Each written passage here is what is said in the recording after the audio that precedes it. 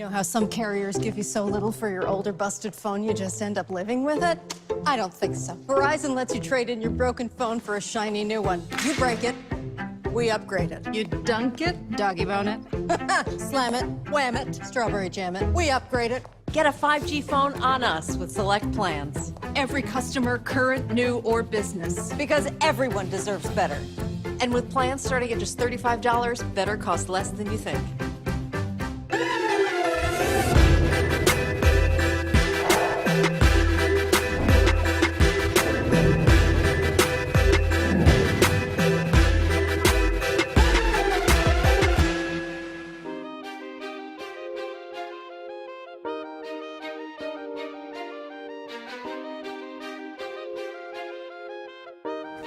Richard, what's happening, my man? Hey, buddy. It's good to see you. Indeed, That's indeed. a sharp suit, boy. I just bought a blue seersucker, and that's a pretty yellow you got on. You know, I got it in yellow, pink, white. You know, Yeah. First of all, I'll go to Essence Festival every year. Right. This is all pre-COVID, so Right. you know. So I'll do seersucker one year. I'll do a whole other outfit. Yeah. And so, cause we look, I'm from Houston, so when you're dealing with heat, Okay. you got to know how to be clean. Yeah.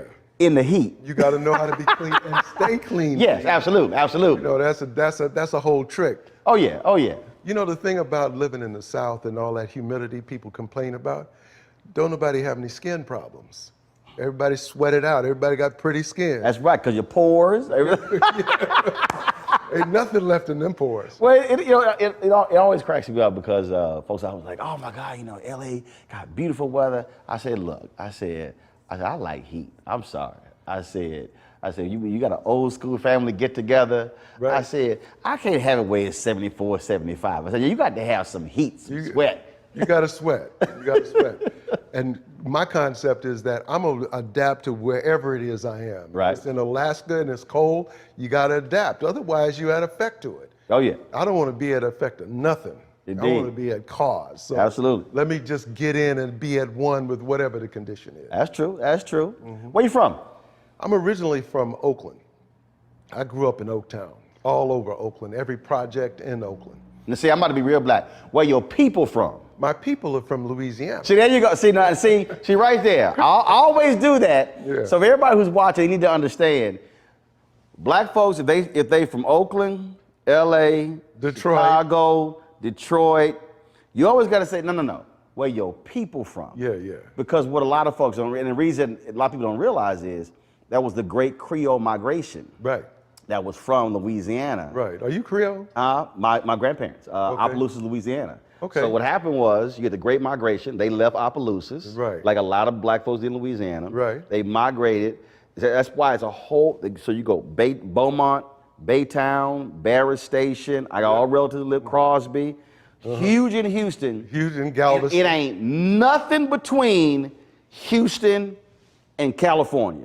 That's right. They literally said either we're gonna stop in Houston, Right. we're gonna make our way to California. Right, There ain't no Creole people between Houston None. and Oakland, Oakland and LA. None.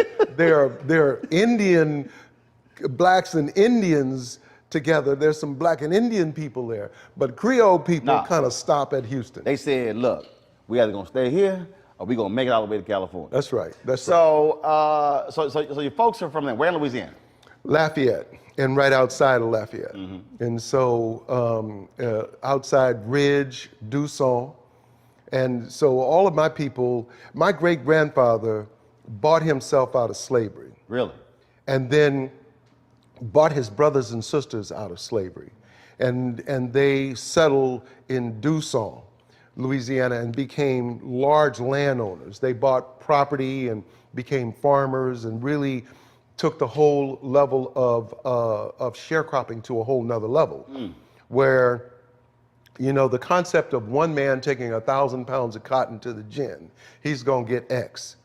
But if you can put together a consortium of 100 people who take 1,000 pounds of cotton to the gin, they're gonna get X to the 10th power. And so he galvanized people and created societies and built schools and all kind of things. What was his name? His name was Alcide Will Turner.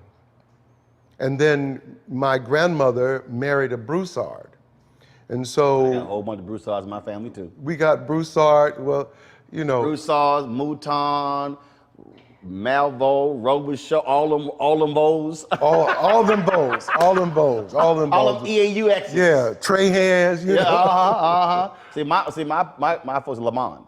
Okay. So Lemond. Okay. And then now some changed their name to Lemon.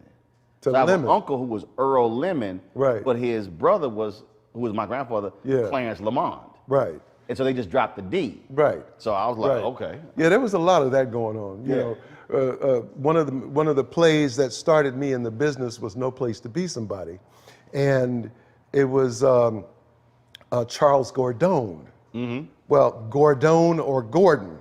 Right. You know, we gonna change some shit. You know, Or they like- gonna change it. Or they gonna don't change want to pronounce our name. That's true. That's true. That's true. There's a lot of that. You know, Houston or Houston. Right. You know, rodeo or rodeo.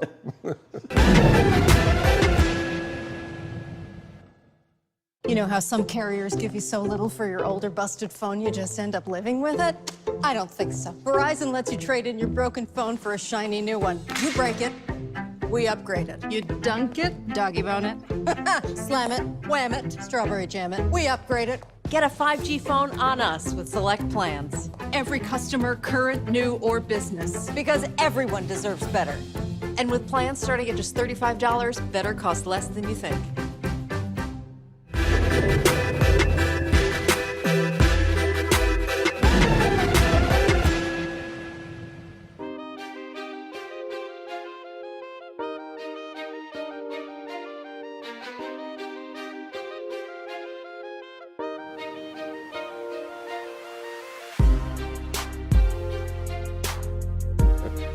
Now, how did you learn about your family history? Was that passed down, or was that through research? No, we have a family reunion every other year, and there's so many people. I mean, like for instance, my grandfather, my great grandfather had 24 kids, and so between his brothers and sisters, and all of the kids, we have a family reunion. Be like maybe 500 to 700 people, and so you know we make it a point to stay connected and to celebrate and to understand, you know, what our people brought to the family and stuff. And so there's a real consciousness to stay connected and to understand your history. See, it's interesting because whenever for the longest when I would come to LA, I would, folks always want to say, let's get together for lunch, breakfast. I said, look, I can't eat with everybody. Right. I said, or I'll be 500 pounds. So I said, let's do this here. So I said, we're gonna do what my growing up, we just call them get-togethers. Right. Where literally it was, you just call a few people, and then next thing you know, it's a party. Right. And I did it one year, and then I had like a dinner at the Beverly Hilton, about 30 people showed up. And then the next year we did it, so I was like, I want to host it at my house. And so it just grew and grew. Mm-hmm. And folks were like, well, man, when you coming back? I said, y'all from here, y'all live here. Right. Why y'all can't call each other? Yeah. Oh man, when you to connect, I said, why do you need a reason to get together? And that's really coming out of a huge family where it was just pop-up get-togethers. And next thing you know, like I say, it'd be a weekday school night, and there's 30, 40, 50 people at the house, and we cooking and playing music and just having a good time. Right. Well, you know, usually hopefully there's somebody in the family that has that consciousness of fellowshipping people in the family. You know, like in Louisiana, you know, it's a very friendly kind of environment, and food is a very important part of that in terms of getting together. My grandmother would cook, and she'd cook this big meal, and she would sit there and watch you eat it. Really? Because she enjoyed, I mean, that was your reaction. Your reaction, because food is a language. Yep. You know, in the way that it's prepared, and with the love that's prepared, and the satisfaction that people get from eating it. You know what I mean? It's like, and then people bringing whatever their specialties are. It's a language, and it's a way to bond people. Mm-hmm. I love cultures that make food and fellowship a very important part of the exchange. Well, that's why the phrase, some people eat to live, some live to eat. Right. When I interviewed Leah Chase, and she said, "Okay, I'm gonna fix you something." I said, "Well, no." I said, I'm on a diet." She said, "Oh no, She said, "Well, she said, we believe in the broad shoulder." She said, "in the belly over the belt." She said, "No." She had me cracking up laughing. Yeah. But you're right. That is I mean, it's amazing to me when I come here again, folks. I never forget. We had a party in Lionel Richie. He's like, "Man, this is great." He said, "I've been knowing Verdine White for 35 years, and this is the longest conversation we had because normally we pass each other backstage or whatever." Right. And it was just folks just hanging. There was no agendas. Right. I said, "Ain't no dress code. Yeah. There are no rules." Yeah. I said, "If you can make it, great. Right. If you can't, that's fine." Yeah. But it's just getting together and when you said it, fellowshipping. Right. Well, you know, it's so interesting because we have a friend in New York, Lorraine Schwartz, who is a jeweler. She's a jeweler to everybody, but and she's Jewish. And on Friday night they have Shabbat, and so we went to Shabbat one night, and you know there was probably about 15 people there, but it was so much fun because they can't go out, so they bring people in. There you go. And I said, you know, what I love about that is that it brings people that you love together. So Tina and I are talking about doing Shablack. doing Shablack on Sunday. Doing a Sunday thing, and we invite our family over because, you know, when you consider all of the people that are the family and extended family, Right.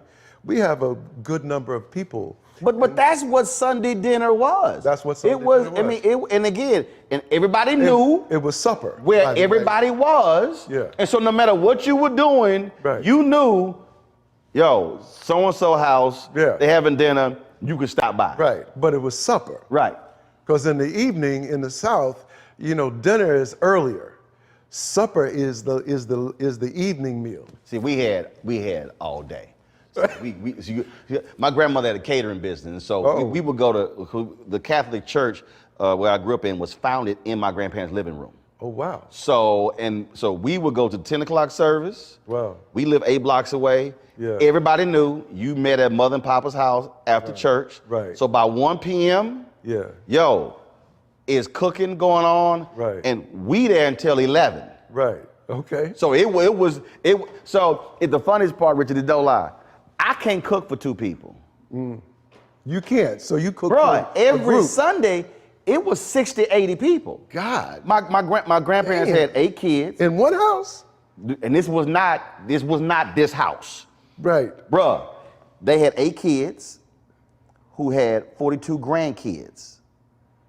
Woo. Bro, so you talk about 8 kids, spouses, 16. Right. 42 grandkids. Damn.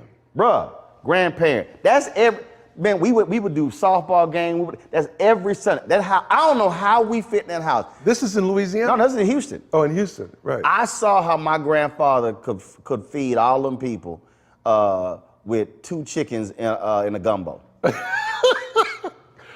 Everybody had a piece of meat in that bowl. He stretched that shit out. Everybody had a piece of meat. You had a piece of meat and sausage and shrimp in that bowl. Right. And you may not have 2 or 3, but you're gonna have something in that bowl. Right. But that was.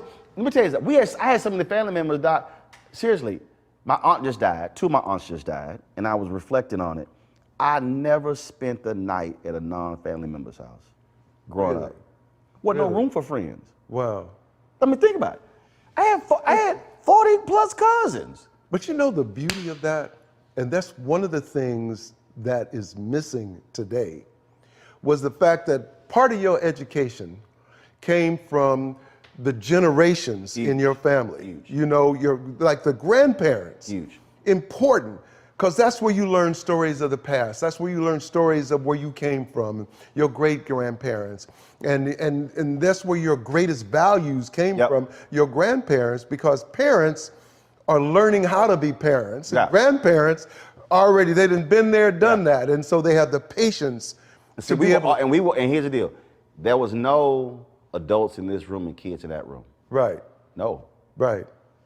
Same room. Same room. So part of the reason folks are like, man, when you debate on TV, I said, oh no. If you had to get through the family debates, I said, that stuff I do on TV easy.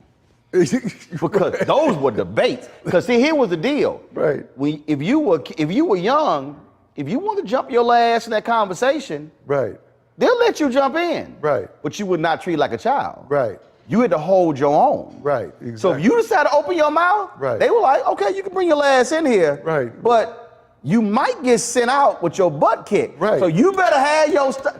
So growing up, seeing that and seeing the arguments and the back and the forth, that was practice. That was practice. and that's where you learn to develop a point of view. Absolutely. Because you had to have an opinion, and you had to hold your opinion. And you had to defend it. And you had to defend it. Because it was vicious. Yeah. I saw my grandfather, aunts, and uncles, and I was like, damn. And I'm sitting there going like, okay, he weak, he got a weak point. That ain't gonna hold up. They better eat that one alive. They're gonna eat it up. They eat that one alive. Yeah. But that to me, man, was a thing of family. You know how some carriers give you so little for your older busted phone you just end up living with it? I don't think so. Verizon lets you trade in your broken phone for a shiny new one. You break it, we upgrade it. You dunk it, doggy bone it. Slam it, wham it, strawberry jam it. We upgrade it. Get a 5G phone on us with select plans. Every customer, current, new, or business. Because everyone deserves better. And with plans starting at just $35, better costs less than you think.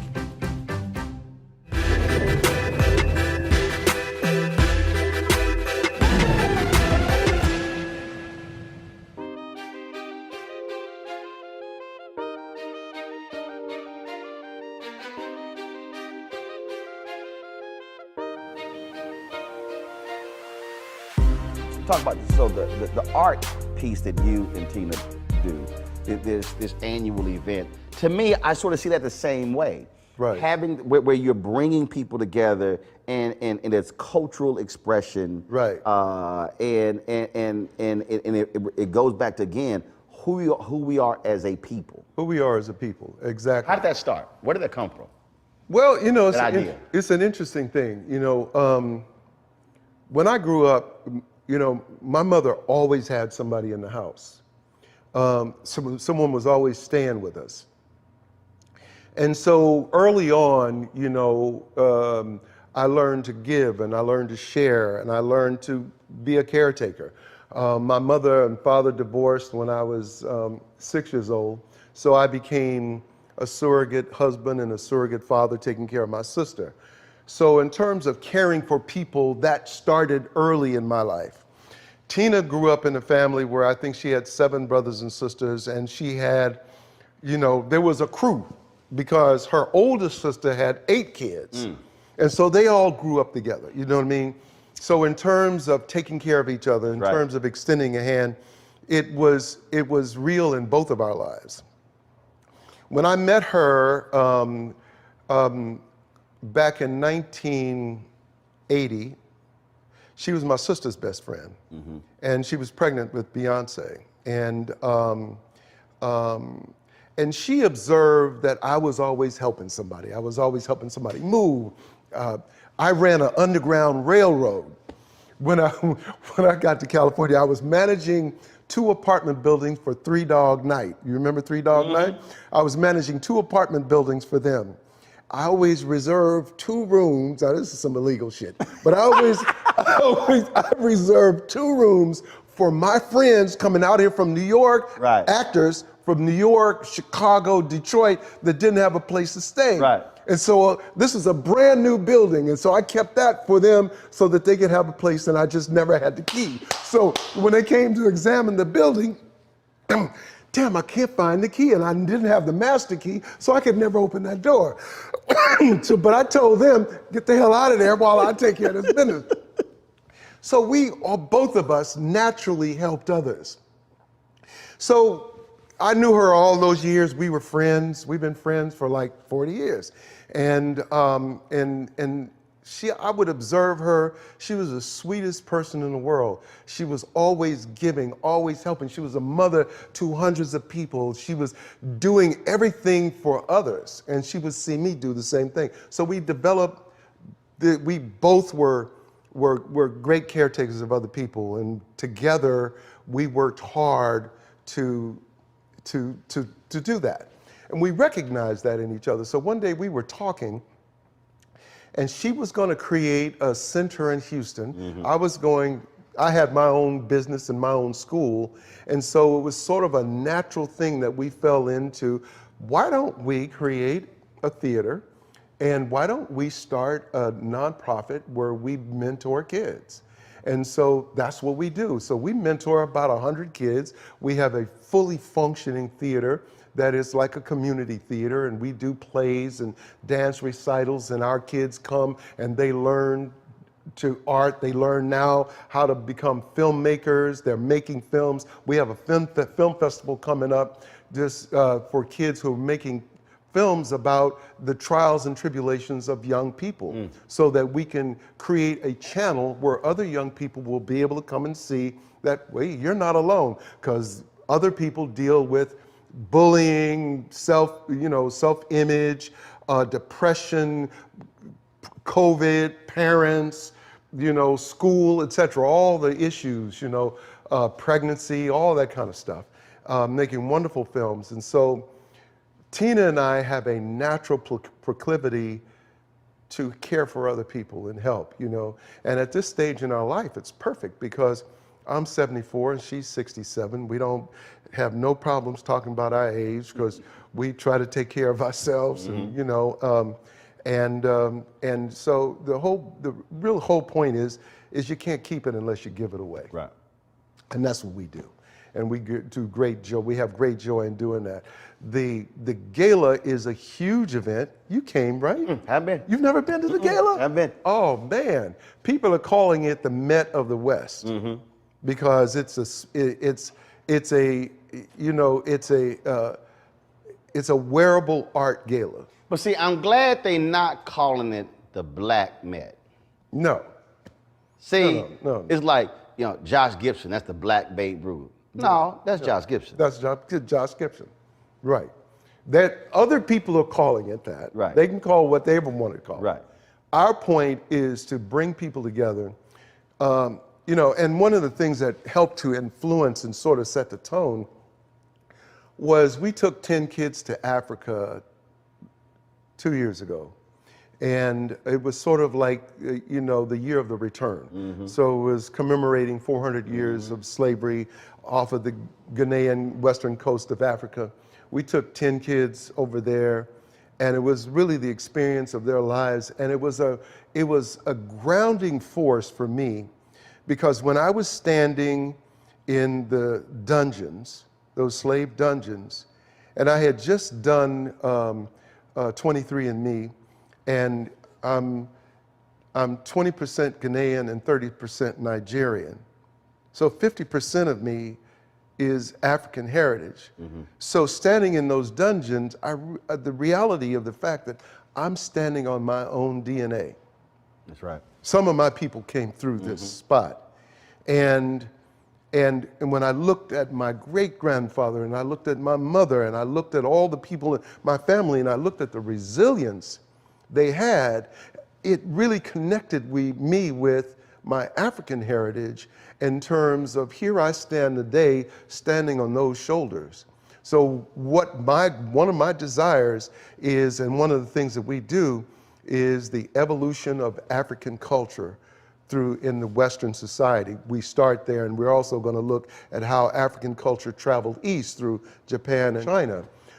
But one of the things in terms of helping African Americans understand and appreciate where we came from, what we are connected to, the strength of our history, the strength of our present, and looking at these young people today and what's going on politically, that, it's so funny. I just heard this song the other day that I'm looking to put in, and I don't remember it word for word. It was like, look at them flames lighting up the sky. Something flying up so high. It looks to me like them niggas ain't playing. Them niggas ain't playing. Them niggas ain't playing. Looking at the fact that we ain't playing. It's serious today. And we ain't going back to where we came from. We can only go forward. And we can only go forward if we understand as a people where we came from and the beauty of our past. And so I'm trying to connect that beauty through what we share with our kids and also what we create in art. I'm in the process of directing a play on film that's never been done like this before, where there's a play called Black Terror that Richard Wesley wrote, and this is the 50-year anniversary, and it is about the revolution, and it was done at the Public Theater in New York. Joe Papp produced it. It had a great run then, and it's just time for us to kind of take a look at the concept of what it takes in order to make things change. And so we're doing this as a co-production deal with Newark Symphony Theater. So between the two of us, I'm directing it and conceiving it. In November, I'll send you a link to check it out. Where did acting start? Where did that come from? Was it a family member? Did you meet somebody? Or were you always just showing out in front of the family and decided to get paid for it? None of that. None of that. It was so weird. My mother worked 16 hours a day for 16 years as a nurse, a bedpan person. And she just wanted me to find something that I love and do that. And so, you know, I went to school, I played football, I dropped out to go into business. I was gonna go into business right quick, a furniture moving business with my cousin. We were humming, man.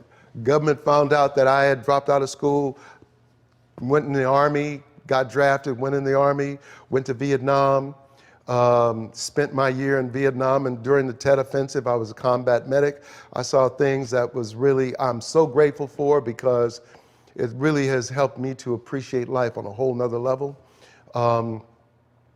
I got out of school 3 months early. I went to a junior college because that's the only place I can get in real quickly. And I said, you know what, man, I'm gonna be a lawyer. And so I said, but this is junior college. I'm gonna go join the debate team because lawyers debate. I was in that department, and this woman came into the room where I was sitting and said, whose voice is that? Who you looking for? That's the voice. What you doing at 3:30 today? I said, she said, good, come to room 708. I went to room 708. She was doing Reader's Theater at Antigone. So all she heard is your voice. She just heard my voice. She walked down the hall into this room because she heard my voice. And she pulled me into— Y'all were debating, or you were just talking? We're just talking. I'm talking to the people in the debate department. She's not in the debate department. She was in the English department, and she was trying to find somebody to do a stage reading of Antigone. And she hears this voice and says, yeah, I want that voice. I want that voice. And so I did it, you know, and when I did it, we did a reading for a bunch of people in the auditorium, and people responded. It was like, yo, okay, all right. Then she corralled me into forensics, which is competitional speech, and then I became the state champion, undefeated. And then the drama coach— He ain't bragging. He ain't bragging. He ain't bragging. He just undefeated. Just let y'all know. Look, the facts are the facts.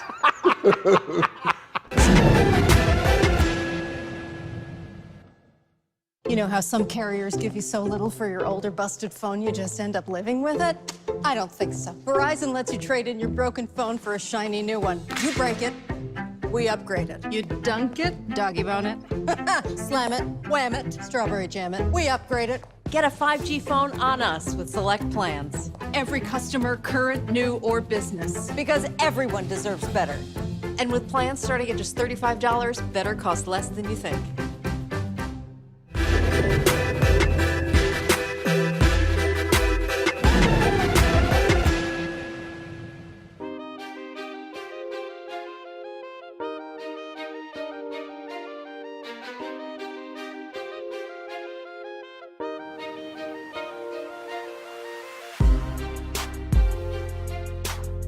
Glenn DuBose, the drama teacher, came and said, would you be interested in doing this musical called Golden Boy? And you have to sing, dance, and act. And I said, okay. And I started studying singing and dancing. I studied with Barbra Streisand's coach and never sang before any of that. And so I was doing this musical called Golden Boy.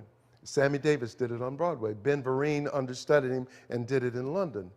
And so I'm doing this musical and I'm in the middle of the last song called I Ain't Bowing Down. And all of a sudden, I just had this epiphany that this is what I was put on this earth to do. It was clear and direct. It was like a voice that said, this is what you're here for. Wow. And in that moment, I'm have a revelry in this moment. Like you're in the middle of a song. I'm standing center stage singing this song, and it's like it hit me just like that. And I'm like lost in this moment. And then somebody comes and says, Richard, I ain't bowing down.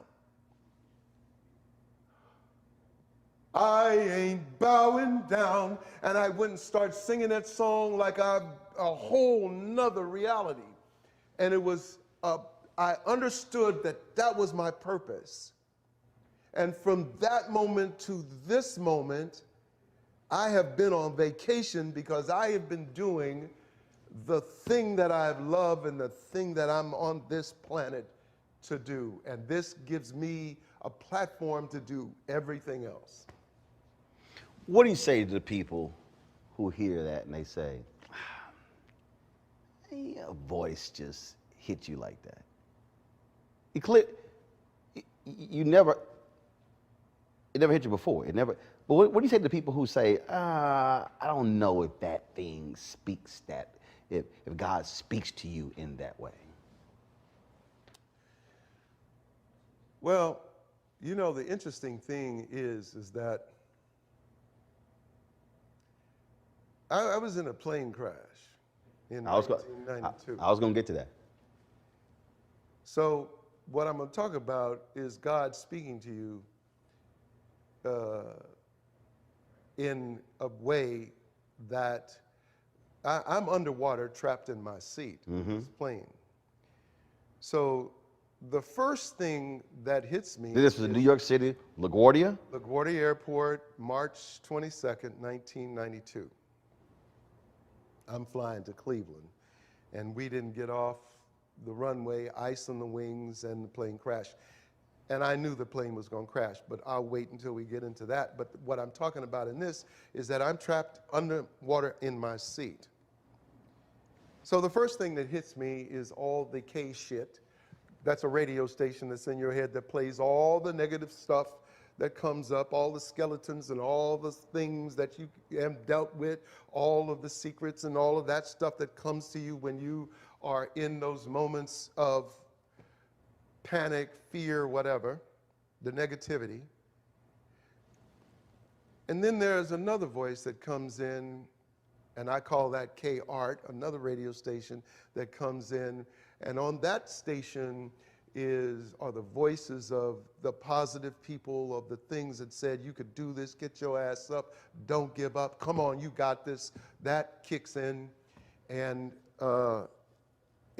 basically guides you through.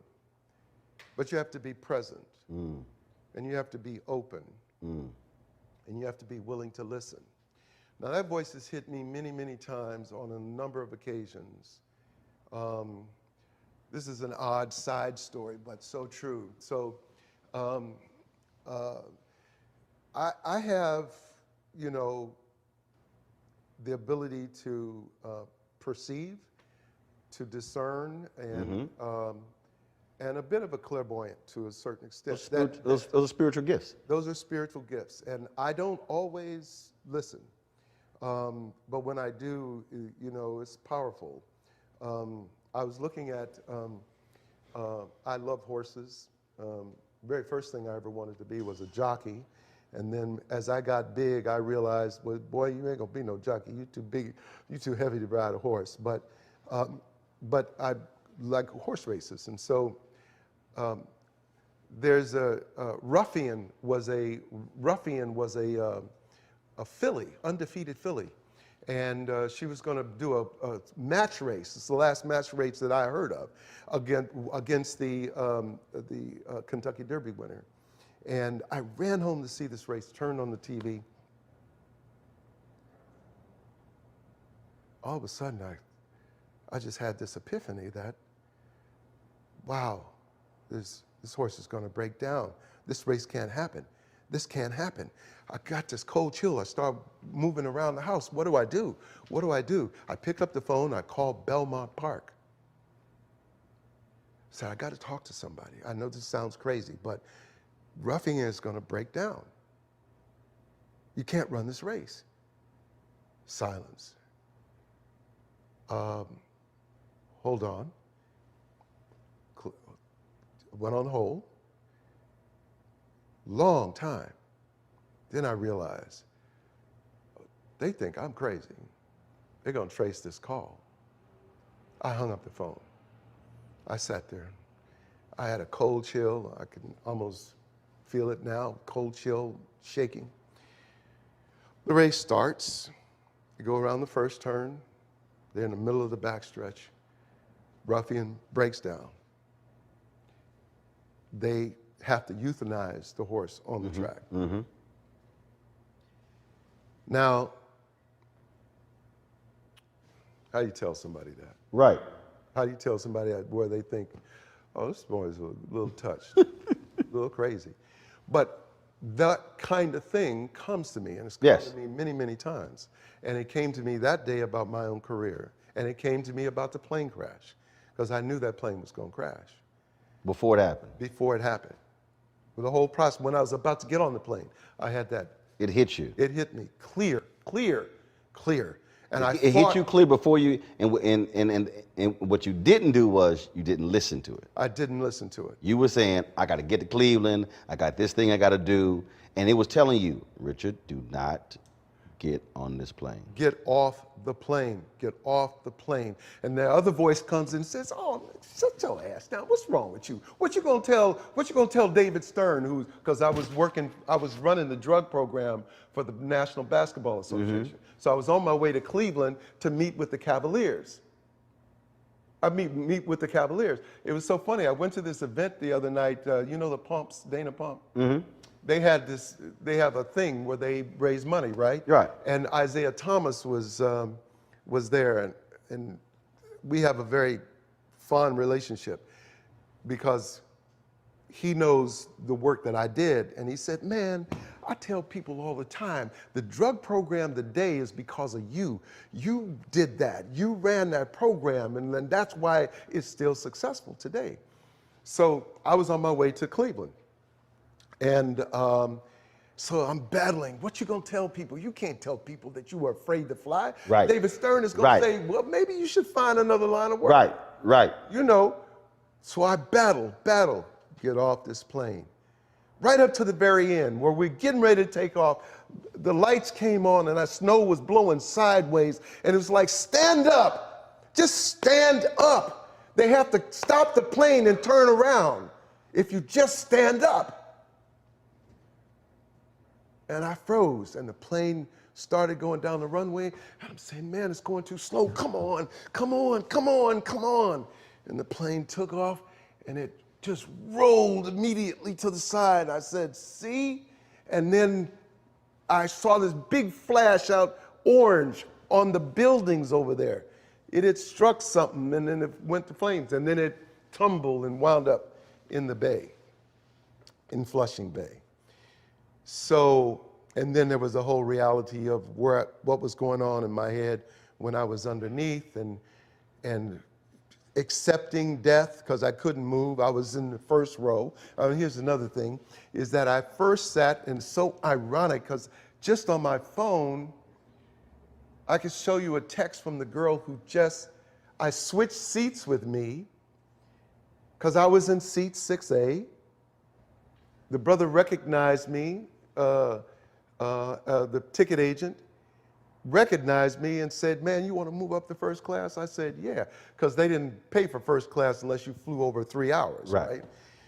So I said, "Yeah." He came back and said, "Nah, it's full." And I said, "No, it's cool." Just before the plane closed the door, he came and said, waved me up to 1F. These two girls sitting in 5 said, "Hey, can we take your seat?" Because he blocked out 6B, just so I wouldn't have to sit next to this crying baby. Right. And so they took 5 and 6A and 6B. The one girl who sat in 6A first said, "I'm uncomfortable. Can I switch seats?" They switched seats. The friend that sat in 6A died. And the woman in 6B lived. She had burns and she lived. But this girl here got the brunt of those flames because what I saw out the window was that wing hit a weather tower and then the jet fuel exploded. So, but I knew. Now, what does it do for me today? It is in terms of listen. Ralph Waldo Emerson says, genius is following your first impression with good-humored inflexibility, even when the whole cry of voices is on the other side. Because that's what affects us is the other side. Right. People's opinion. What are they going to say? What are they going to think? What do they say about me? You know how some carriers give you so little for your older busted phone you just end up living with it? I don't think so. Verizon lets you trade in your broken phone for a shiny new one. You break it, we upgrade it. You dunk it, doggy bone it. Slam it, wham it, strawberry jam it. We upgrade it. Get a 5G phone on us with select plans. Every customer, current, new, or business. Because everyone deserves better. And with plans starting at just $35, better costs less than you think.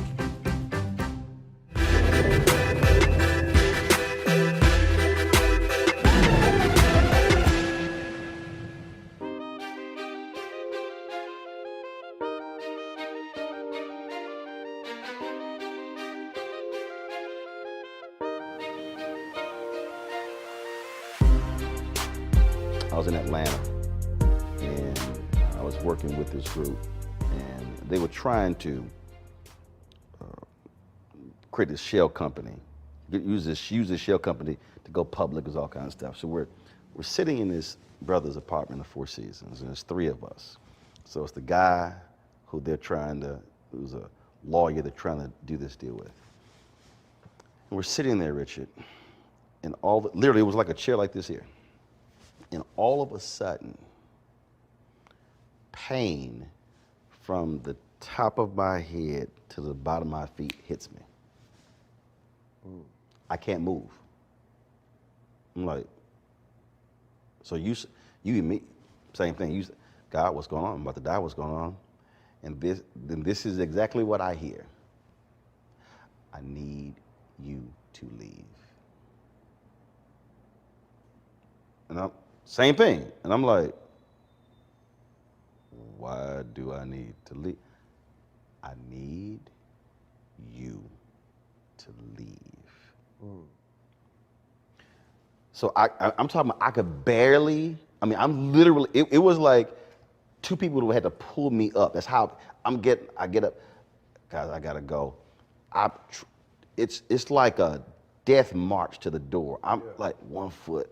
Yeah. I'm going down the hallway, get to the elevator, go downstairs. This follow me the whole time. Valet, get in the car. Pain, just like I'm talking about my entire body. I'm literally driving. Like, what the hell's going on? Like, what? I'm praying because I'm thinking, am I having a stroke? Am I having a heart attack? What's going? Right. It drive to my hotel. Go into my hotel room. Voice says, open your Bible. Now, mind you, I'm born and raised Catholic. You ain't raised to know no scripture when you Catholic. No. We got the missalette, we got the readings for you. Yeah. You ain't, so it's not like. And when we came up, it was in a language we couldn't even understand. Right, so it's like, I literally open the Bible. Not even, I'm not thumbing, I just open it. It's not on a page, it goes right to Psalm 1:1. The godly do not walk in the counsel of the wicked. Wow. And then the voice says, that's why I needed you to leave.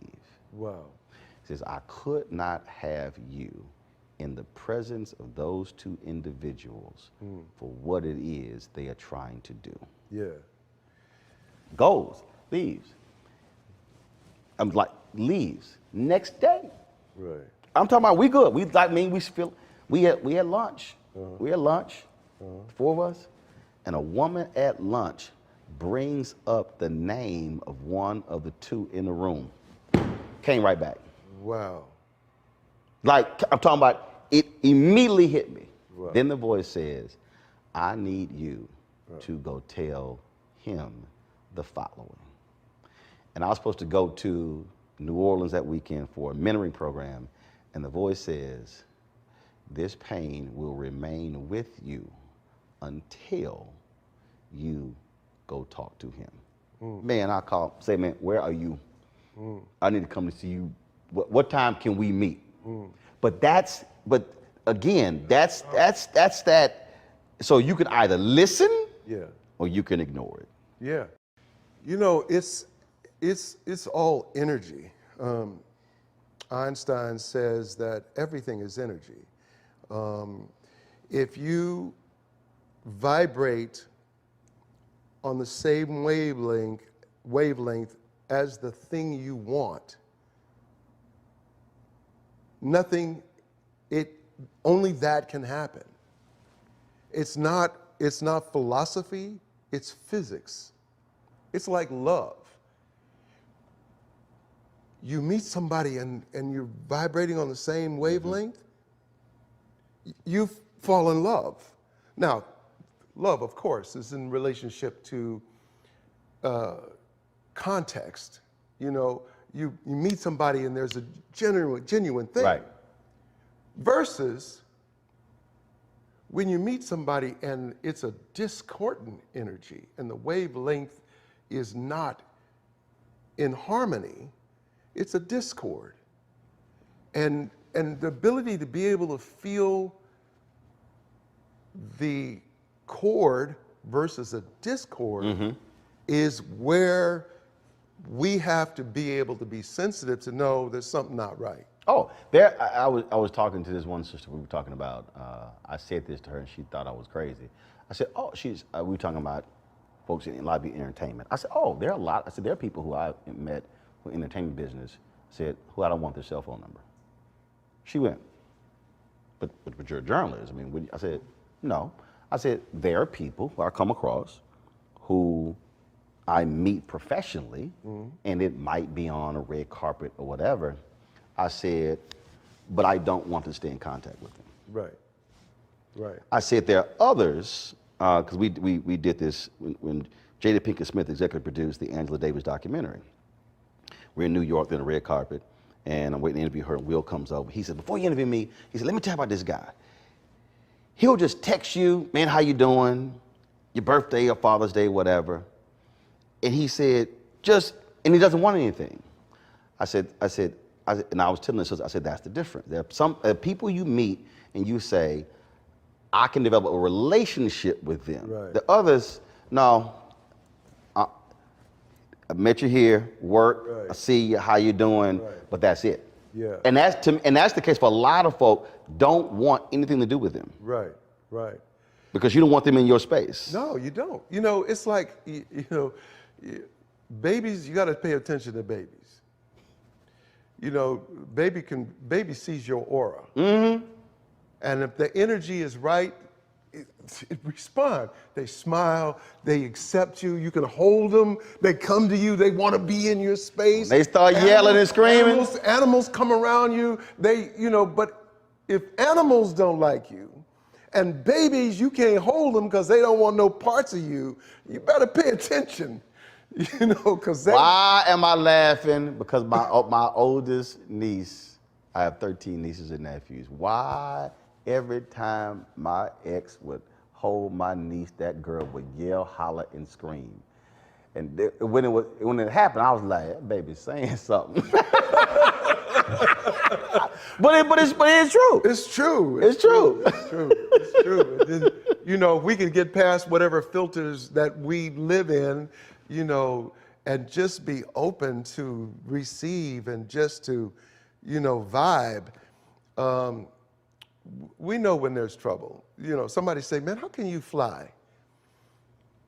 I'm the greatest flyer in the world, because what I know today is that I have the ability to be able to perceive and to feel if something is not right. So that voice says, Richard, don't you get on that plane. Yeah. You gonna say, what bus station? Where the bus station? I was on a plane, I'm not gonna mention the carrier, but got on this plane, man, these people were just wrong. The way they treated people, the way they greeted people, they was just wrong, you know, and I kept saying, you know, you guys could be nicer to people. You know, this is not very nice vibe you guys create here. It's like y'all are entitled or something, or like, you know, you shouldn't treat people like this. And then she got real hanky with me. And I said, you know, ma'am, listen, I was in a plane crash, so I understand, you know, the dangers that we're in, and I spoke up enough so that people, oh, that's right, that's the guy from the plane. And I said, you know what? I don't have a good vibe about this plane. I'm getting off. People start reaching. We following him. We go with him. It was like, you let a mutiny off the plane. Yeah, exactly. I'm mutiny, right? But then I felt bad about that. I said, now you see, I'm using it in the wrong way. They all heard, grab that bag. We following Richard. Yeah, we following Richard. We got to go. Yeah. So, Richard, you talking about how people respond. Talk about how it was being this absolute heartthrob. Because Doc, growing up, I swear black people need soaps. Man, they say your name, and man, these sisters would lose their ever-loving minds. Come on now, you know. Come on now, you know that it was like, they were like, ooh, Lord, that Richard Lawson. You know? Hey, listen, you know the one thing that was really amazing to me, because I never wanted to do a soap. My agent, one of my first agents came to me with saying, well, I want you to go and audition for this. I don't even remember what soap it was. But by the fact that she suggested that I do a soap was so, I'll tell you how bad it was for me. I left her. Wow. If you don't have any higher sense of gradient for my career and what I want, especially after I done sat down with you and I gave you the picture of what I see for myself, which is what I teach people today. You know, in order for you to get what you want, you got to be able to see it. Visualize it. You got to be able to visualize Right. it, and then you got to be able to see what actions you need to take in order to make that happen. It's like any business, you know, I love the concept of fat burgers. So there was this woman who started Fat Burgers right there on Western and Adams. A little old shack lying around the corner. Daughter went to UCLA business school, realized that they can sell this other places, franchise it. So they moved, they franchised it. Went to San Vicente and Burton Way, and then this third one didn't work. But then Westwood, and it's all over the world. So it's a concept, it's a vision, it's a business plan. An actor has to have a business plan. So you have to be able to see what it is you want and not just hope you can get in line and somebody will invite you to their party. Your career is what you create, not what somebody offers you. So you're sitting here thinking, movies. Yes. Major television Yes. shows and productions. Yes. Broadway. Yes. And in that hierarchy, soaps were at the bottom. And Yes. so you think that's bottom feeding. Right. And now remember, this is when she suggested to me, you know, I started in 1969. So those early years, there were no oases out there for actors who happen to be black. Yeah, there were no Hulu, there was no Netflix, there's no streaming services, ain't no black production companies, No. significant numbers. No. There's none of that. No. Melvin Band people started that whole thing. All right, this is 1 year removed from the Kerner Commission report on the race riots. Yeah, exactly. So therefore, but what I saw for myself didn't exist.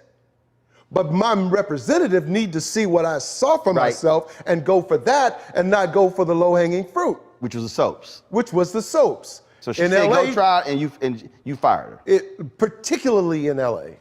In New York, they understand. Right. You could do a Broadway show and do at night and do soaps in the daytime. Right. They understand that. LA they don't understand that, So right? you said, boo, this is beneath me. Absolutely. And what happened? I went and got me another agent. And then I started doing my career, and then, you know, stuff happened, man. I started working, and I started my own film, and things started to happen. And then in 1991, we had an actor strike. So the whole year, nobody was working.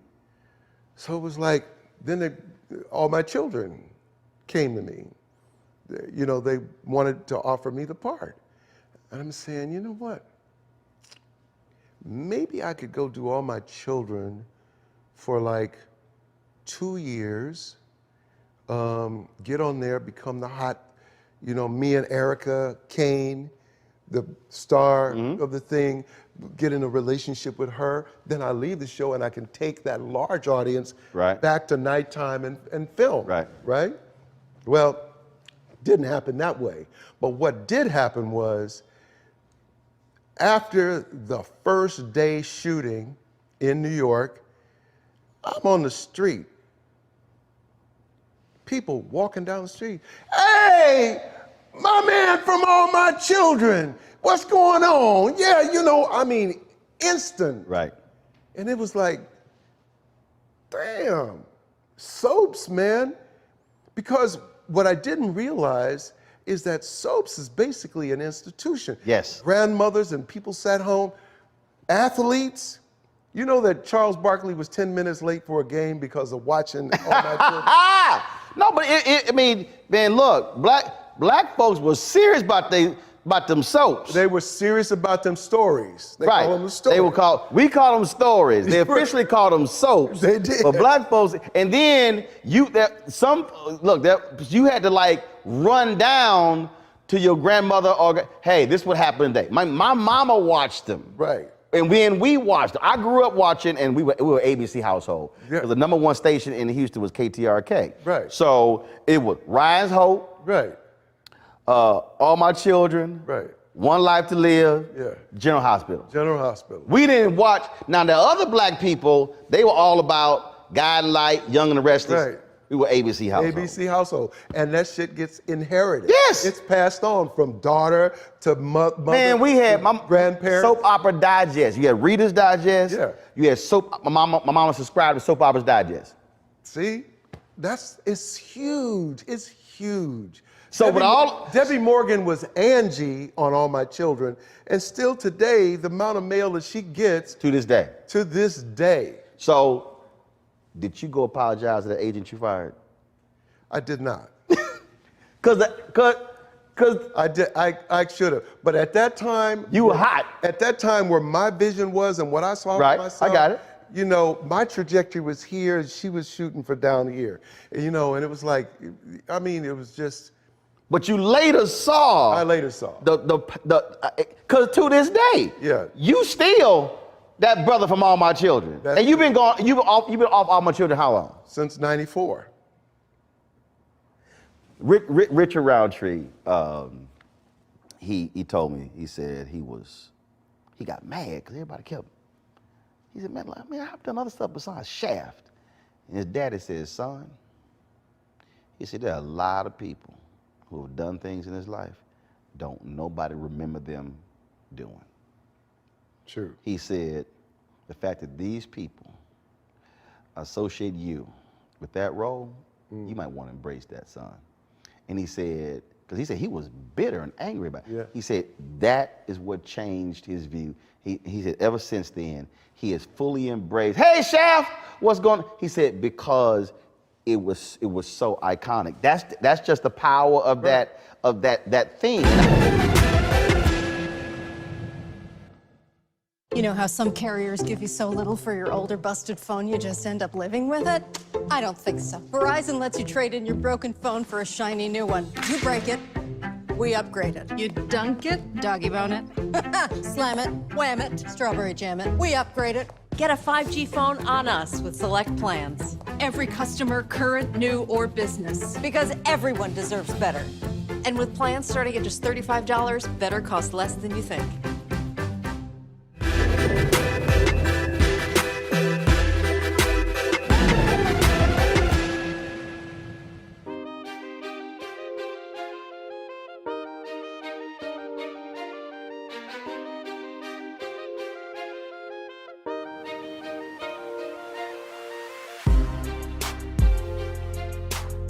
When you talk about listening, Catherine Ponder has a book called Open Your Mind to Receive.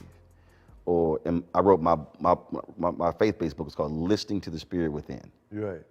And that's the thing, man, that a lot of people don't get. They go, Roland, why are you doing this? Mm-hmm. You don't see it. Right. You don't see it. Right. Doesn't mean that I don't understand it. Right. And that, man, I think is a testament to why, what you said earlier, why you have to pay attention and realize that your vision may be this. Yeah. But if you listen and say, no, actually, I got something for you. Sure. And you're going, but that's not on my list. No, that's your list. That's your list. But trust me on this one. Right. Right. And you know, today, man, we live in a world, you know, in the sense of cancel culture, in the sense of, you look at Twitter and all the other social media platforms and how people will attack somebody for their viewpoint or their choices or whatever, you know, that there's no room for someone to make a choice that's unpopular and get on the other side of it, that so many people are making choices that is going to cause the least amount of ruffle. You Right. know, that's going to keep them out of the focus and the limelight, so they shut it down or shut up or they won't speak on it. Or Because they want to do the go along to get along. They go along to get As along. opposed to say, no, this is my view. I am firm. I have researched it. This is my, and it is sound. It is just. It's not crazy. It's not deranged. Right. It's not. And if you want to debate me on it, let's go toe to toe. Sure. Oh yeah, there are a lot of people who choose that easy way out. Sure. Because I get it, man, you went hard on that. Yes. I mean, I was literally, before we even sat out, there was a video that was going around, a fight broke out at the Pittsburgh Steelers game. Right. And I posted, I said, I do not understand adult people fighting. So it's a white woman who was with a black guy. She's yelling and cussing at another black guy. Then she touches him or something. All of a sudden, he responds, punches her, gets into a fight. Her man gets involved. Then this whole thing escalates. So I put this up there. Oh, And all these people attacking me. Man, you side with the white woman. I said, did you not read what I said? I said, I don't understand adult people fighting. I said, y'all ain't using critical thinking. I said, first of all, she, based upon the start of this whole deal, her man should have intervened and said, babe, I need you to chill. One, we don't know who this fool is. We don't know what he doing, what he care, what he capable of. I said, it's called de-escalation. I said, so y'all are, man, he had a right to defend himself. I said, true. I said, but I need you to think that thing through. I said, now we might get criminal charges filed. Now we might have a civil suit filed. When it could have been, you a fool. Security. I said, so y'all are sitting here mad at me saying, oh, you signed with the white woman. I said, no, you're not thinking through what might. I said, so altercations, a verbal disagreement, a bump, a stepping on my shoe, man, what the hell wrong with you? All of that then escalates in you, then back, then you, and now somebody might end up beaten up, stabbed, shot, dead. Absolutely. Because of a simple thing, because grown folk. I said, that's what y'all not seeing. Right, exactly. I said, you've got to play that thing through. Now, if I do this. Yeah. But a lot of people don't do that in their careers, in their marriages, in their relationships. Yeah. They don't play that thing through. They just only see it Yeah. in the moment we're in. Hey, look, you know, one of the things that has been a real savior to me in terms of my life, in terms of what I engage in or what I allow myself to be affected by, is the alcoholic's prayer. God, grant me the serenity to accept the things I cannot change, the courage to change the things I can, and the wisdom to know the difference. I can't change you. I can change me. I can change the way that I react to things. And I got to understand the difference between the two. And so therefore, I don't get caught up in the things that, you know, it's like I was talking to a friend and they got drama. And it's like, you know, it's sort of like, as a teacher, the one thing that I have learned is the fact that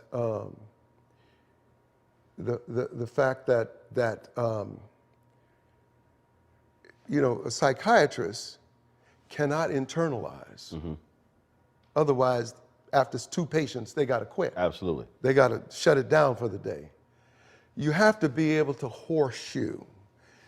Information comes in, and you put the responsibility back where it goes. So it's in terms of, I completely understand. So what are you going to do about that? So how do you feel about that? So what do you think the answer is? Rather than sympathizing. It's empathy versus sympathy.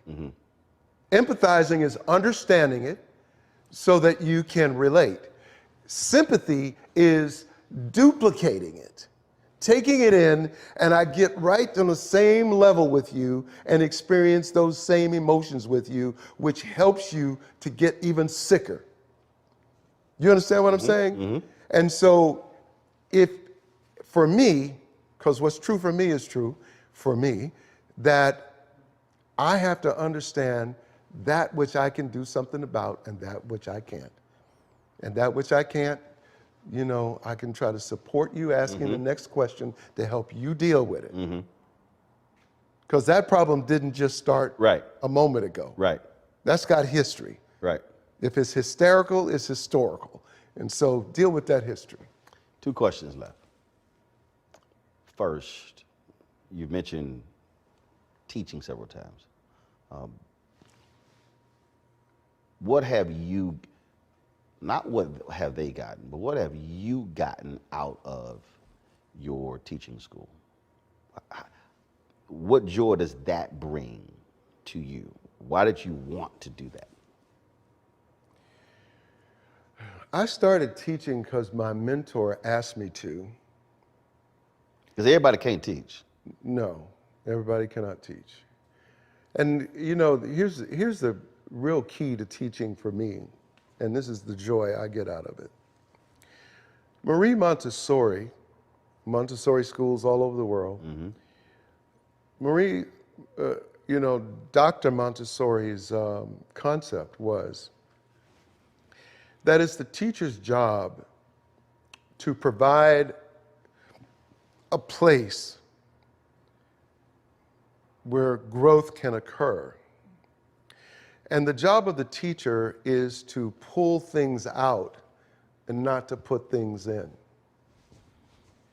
So My interest is in terms of finding the magic and the joy that exists in each one of us and to help to pull that out. And when I see that happen, like for instance, there's one young lady that's a mentee. Her name is Naire Francis. When she came into the program, she was 12, and she was reading on a second grade level.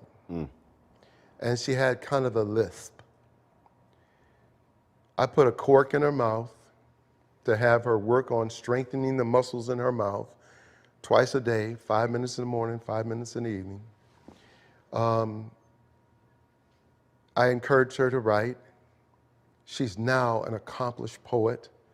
She's an accomplished creator. She's an accomplished filmmaker. She's a bright, powerful leader of a person. And to be able to see that and to be able to know that I was able to pull that out of her,